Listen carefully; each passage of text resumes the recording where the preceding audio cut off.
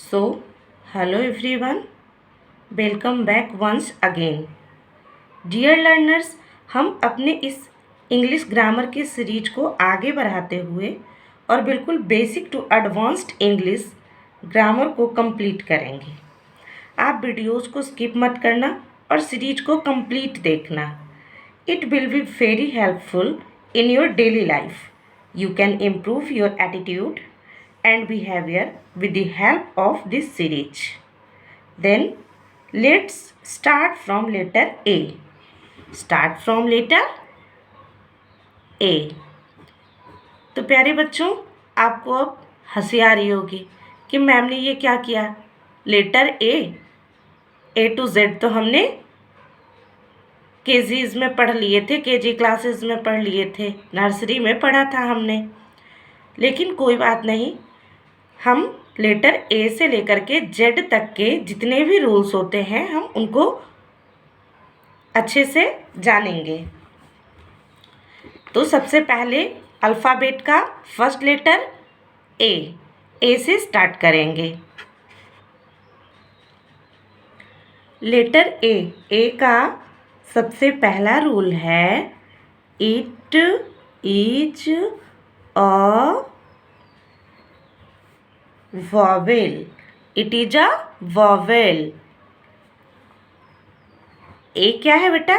Vowel है। हमने alphabet का जो पहला क्लास देखा था, ग्रामर सीरीज की जो पहली क्लास देखी थी, उसमें हमने सीखा था कि ए लेटर जो है वो क्या है? वॉवेल है. It comes for a. ये किसके लिए आता है? अ के लिए आता है. ये किसके लिए आता है? अ के लिए आता है. चलो इसे हम कुछ एग्जाम्पल से समझते हैं। जैसे अगर हमें लिखना है अनीता, सो अ के लिए हम लिखते हैं ANITA. तो ए जो है किसके लिए आ रहा है? आ के लिए. Very good. ठीक उसी प्रकार से अगर हमें लिखना हो अमन, तो आ के लिए हम क्या लिखते हैं? AMAN. अगर हमें लिखना हो अजय, तो आ के लिए फिर से हम क्या लिखेंगे? AJAY. तो इस प्रकार हमने देखा कि हिंदी के अ शब्द, हिंदी के अ अक्षर के लिए, हिंदी के अ वर्ण के लिए ए लेटर आया. क्या आया? A letter. बहुत अच्छा. चलो रूल 3 देखते हैं. इट मीन्स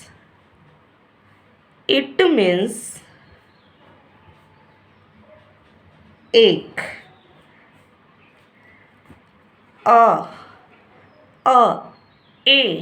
ए का मतलब क्या होता है? एक. अब ए का मतलब क्या होता है? एक. जैसे एग्जाम्पल्स देखते हैं. अ बॉय, एक लड़का. अ बुक, एक किताब. रूल 4. इट मीन्स कोई. इट मीन्स कोई. इट मीन्स कोई. इसका मतलब क्या हुआ? अ का यूज जो है हम कभी कभी हिंदी के कोई शब्द के लिए करते हैं. जैसे अगर आपको क्लास में बोला जाए बेटा आप एक गाना सुनाओ, तो कभी कभी आप ऐसा जवाब देते हो, अरे मैं कोई गायक थोड़े ना हूँ, मैं कोई गायक नहीं हूँ, मैं कोई गायक नहीं हूँ. Then you will speak this sentence in English like this. I am not a singer. I am not a singer. चलो हम इसे देखते हैं. मैं कोई गायक नहीं हूँ। आई एम नॉट अ सिंगर। तो यहाँ कोई अक्षर के लिए हमने क्या यूज किया? अ। मैं कोई गायक नहीं हूँ, आई एम नॉट अ सिंगर। तो इसका मतलब कभी कभी अ का अर्थ कोई होता है। Rule 5, it is used with consonant. It is used with consonant. इसका प्रयोग कॉन्सोनेंट के साथ होता है। किसके साथ होता है? कॉन्सोनेंट के साथ। जैसे अगर ऑक्स लिखा हो, बॉय लिखा हो, तो बी, बॉय लिखा है तो बॉय का पहला लेटर बी है, तो बी के साथ, बी जो है कॉन्सोनेंट है, इसके साथ हम क्या लगाएंगे? अ। लेकिन ऑक्स लिखा है तो ऑक्स का पहला लेटर जो है बेटा ओ, ये क्या है? वॉवेल है। तो वॉवेल के पहले अगर हम अ लगाते हैं तो ये क्या हो जाएगा? रॉन्ग हो जाएगा। और कॉन्सोनेंट के पहले अगर हमने अ लगाया तो ये क्या हुआ? राइट हो गया, ये सही है। अब आगे एक और एग्जाम्पल देखते हैं। अगर TIGER, टाइगर, टाइगर का पहला लेटर टी, टाइगर का पहला लेटर टी, जो क्या है? कॉन्सोनेंट है। आपने पहली क्लास में देखा होगा, पहली वीडियो में, इंग्लिश ग्रामर सीरीज़ 1, उसमें देखना, पहली क्लास में मैंने अच्छे से बताया। अगर आपने नहीं देखा होगा तो आप इस वीडियो को पॉज कर देना और पिछली वीडियो को देखना, प्रीवियस वीडियो को देखना। उसमें मैंने अच्छे से बताया है कि वॉवेल कौन है, कॉन्सोनेंट कौन है और सेमी वॉवेल कौन है। तो वहाँ से आप पहले vowel, semi vowel and consonant का कॉन्सेप्ट क्लियर करना। उसके बाद आप जो है देखना, कॉन्सोनेंट के पहले क्या लगेगा? अ। तो टाइगर का पहला लेटर क्या है? टी, टी जो है कॉन्सोनेंट है, इसलिए अगर हमने यहाँ अ लगाया तो ये क्या हुआ? राइट हुआ, सही बात है। और अगर हम एनिमल, एनिमल के पहले अ लगाते हैं तो एनिमल का फर्स्ट लेटर क्या है बेटा? ए, जो क्या है? वॉवेल है। तो इसलिए ये जो एग्जाम्पल होगा, अगर हम इसके पहले अ लगाते हैं तो ये क्या हो जाएगा? रॉन्ग हो जाएगा।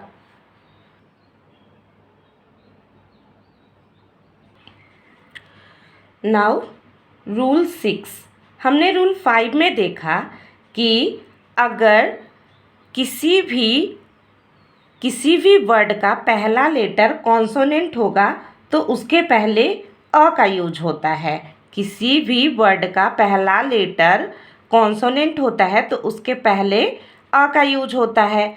Now in rule 6, if there is a vowel, if there is a vowel, यदि किसी भी वर्ड का पहला लेटर वॉवेल हो, देन अ बिकम्स एन, ये जो है क्या बन जाएगा? एन बन जाएगा। चलो एग्जाम्पल से देखते हैं। An ox, an animal, animal का पहला लेटर ए है, इसीलिए ये क्या है? ए क्या है? वॉवेल। तो वॉवेल के पहले क्या लगता है? एन लगता है। वॉवेल के पहले क्या लगता है? एन लगता है। ऑक्स, ऑक्स का पहला लेटर, ऑक्स वर्ड है, ऑक्स का पहला लेटर क्या है? ओ, ओ, तो ये यहाँ पे ओ एक वॉवेल है, इसलिए ए नहीं लग के क्या लगेगा? एन लगेगा, एन ऑक्स। अब बात करते हैं rule 7, it is used with countable noun. It is used with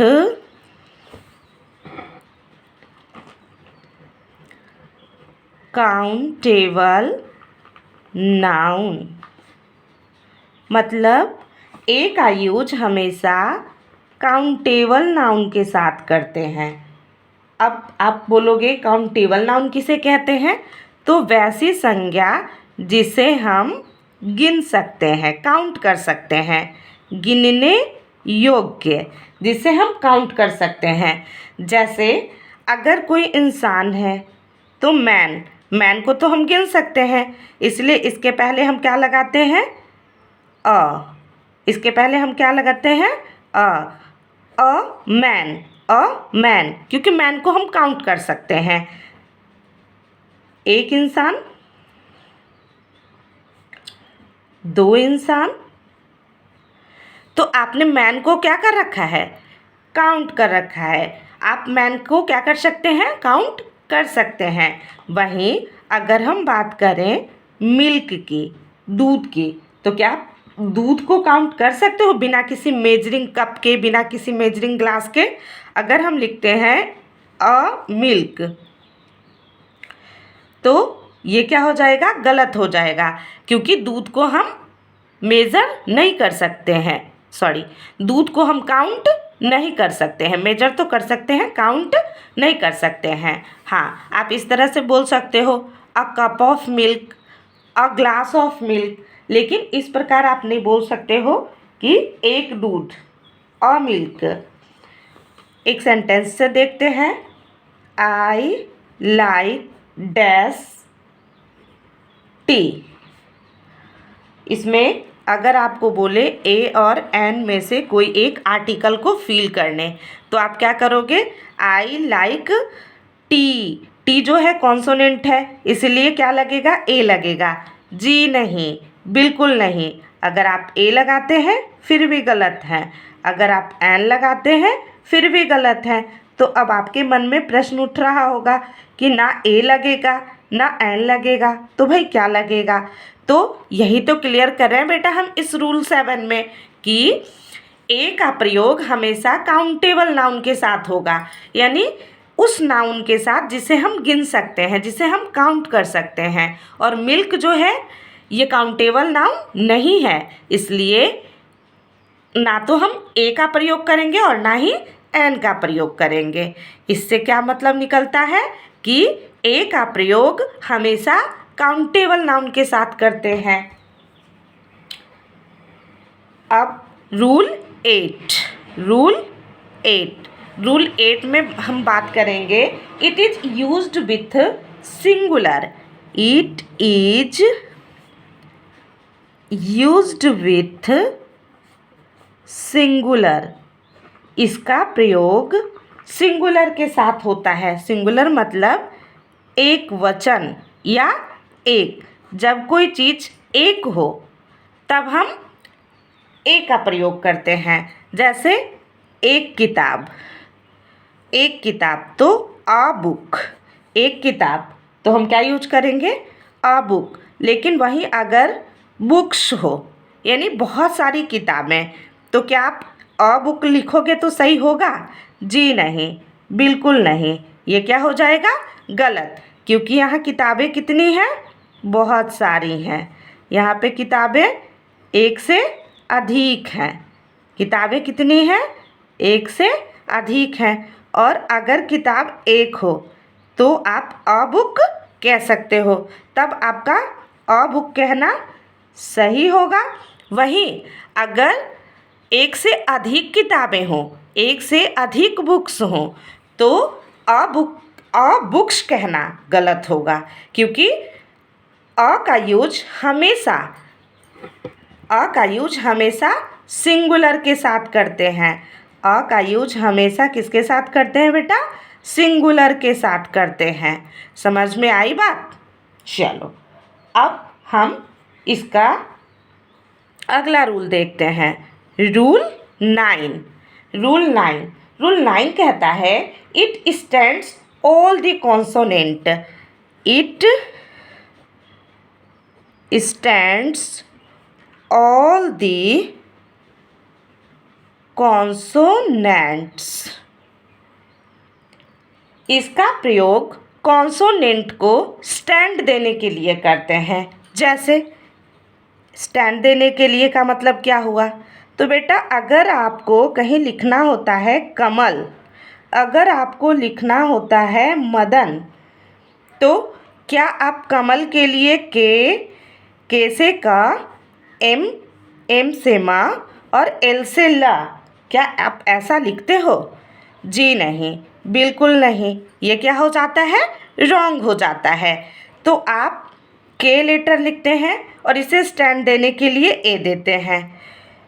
म के लिए एम लिखते हैं और इसे स्टैंड देने के लिए ए लिखते हैं। और लास्ट में ल है, तो आगे हमें बढ़ाना नहीं है, इसलिए हम सिर्फ एल लिख के छोड़ देते हैं। इस तरह से लिखते हैं ना बेटा, KAMAL। इसका मतलब ये हुआ कि इन कॉन्सोनेंट को स्टैंड करने के लिए हम ए का यूज करते हैं। अगर हमें लिखना है मदन, तो क्या हम एम से माँ, डी से द और एन से ना ऐसा लिख के छोड़ देते हैं? जी नहीं। अगर आप ऐसा लिखते हैं तो आपको बोला जाता है कि आपने मदन गलत लिखा है। तो यहाँ पे भी हम एम, डी और एन, तो स्टैंड देने के लिए हम क्या लगाते हैं? ए लगाते हैं। इस तरह से ये रूल बन रहा है कि it stands all the consonant, सारे कॉन्सोनेंट को स्टैंड करने के लिए हम क्या लगाते हैं? अ लगाते हैं। Take a complete view. Rule 9 हो गया। अब हम रूल 10 को देखते हैं। It makes a letter half. It makes a letter half. ये किसी भी लेटर को, किसी भी अक्षर को आधे अक्षर के लिए आता है, या फिर किसी भी लेटर को आधा बनाता है। अब देखते हैं आधा बनाता है या आधे लेटर के लिए आता है, इसका क्या मतलब निकल रहा है। तो जैसे हम कुछ एग्जाम्पल्स से देखेंगे। अगर हमें लिखना है नंदू, अगर हमें लिखना है पप्पू, तो हम कैसे लिखते हैं? ये एन से हुआ, इसे स्टैंड करने के लिए ए दिया हमने, और इस आधे ना के लिए भी हम क्या देंगे? एन। ठीक है, तो या तो हम कह सकते हैं कि हमने एन को स्टैंड करने के लिए ए दिया, या हम कह सकते हैं कि ये आधे ना को, यानी लेटर को क्या कर दिया? हाफ बना दिया। पप्पू, तो पी, फिर आधे पा के लिए हम क्या देंगे? पहले ए देंगे और फिर यू। तो हमने क्या किया? ये लेटर को क्या कर देता है? It makes a letter half. Rule 11, it makes आ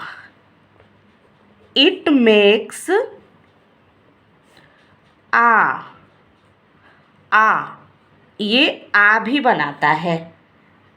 जब भी प्रेशर आए, अगर किसी वर्ड को बोलने में प्रेशर आए, तो हम आ के लिए डबल ए का यूज करते हैं। देखते हैं, एग्जाम्पल से देखते हैं। इट मेक्स ए से आ भी बनता है, ए से आ भी बनता है। जब प्रेशर आए तो आ के लिए हम डबल ए का यूज करते हैं। एग्जाम्पल से देखते हैं। राजा, काजल। अगर हमें लिखना है राजा, तो आर से रा, आ की डंडी के लिए क्या आएगा? ए। ज, तो जे, आ के लिए ए। काजल, के, आ की डंडी के लिए ए, जे से ज, स्टैंड करने के लिए ए और एल, काजल। आगे अगर हमें लिखना हो पा, क्या लिखना हो बेटा? पा, तो PA। क्यों डबल ए क्यों लिखा? क्योंकि पा, अब पा बोलो, आप गौर से बोलो, ध्यान से बोलो। पा, प्रेशर आ रहा है, इसलिए हम क्या लगाएंगे? Double A. अगर आपको लिखना हो राज तो आर और राज बोलो, राज, राज। तो यहाँ पे भी प्रेशर आ रहा है इसलिए double A and J. Understood है बच्चों? चूँकि वीडियो काफ़ी लंबी हो रही थी इसलिए मैंने इस सीक्वेंस को आगे बढ़ाया है और थोड़ा फटाफट बताती हूँ। आज ए लेटर के सारे रूल्स को ख़त्म करती हूँ। It makes a, it makes a, यह ए बनाता है। ए कार की मात्रा हो वहाँ भी हम ए का यूज करते हैं। जैसे अगर हमें लिखना हो मैन तो हम लिखते हैं एम और ए कार की मात्रा के लिए A N, M A N, man. अगर हमें लिखना हो बैट तो बी ए की मात्रा के लिए ए और T, bat. Rule 13, it is a determiner, it is a determiner. Determiner किसे कहते हैं बेटा? जो नाउन को निश्चित करता हो।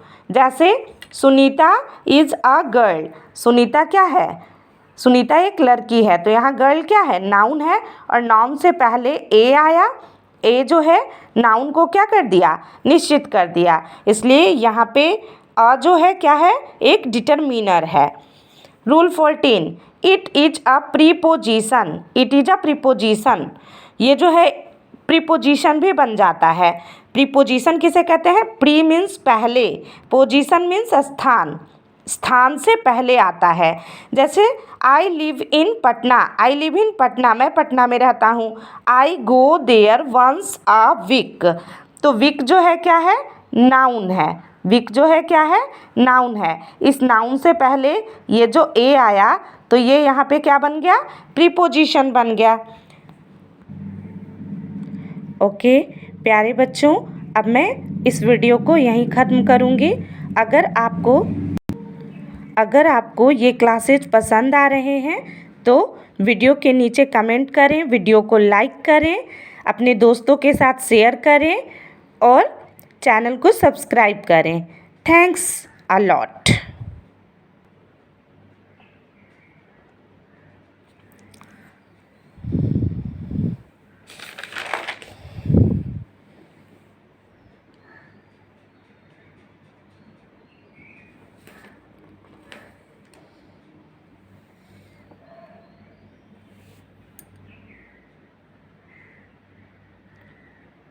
Thanks for watching my video.